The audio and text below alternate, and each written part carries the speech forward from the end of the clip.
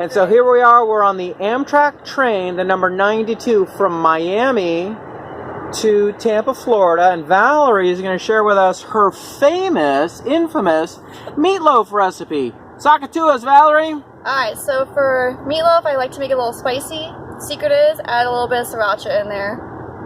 So pretty much you use garlic, Worcester sauce, egg, and if you're trying to be gluten-free, add like either a almond flour or a coconut flour to it. Excellent. And then anything about forming, heats, temperatures, times?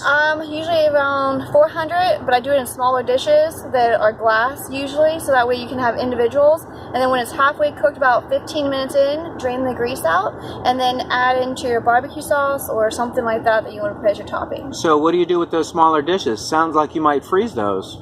You can put them in the freezer, but usually they end up being leftovers. A lot of times that way you have a cover you put over top of it. Genius. Valerie, thanks so much for sharing.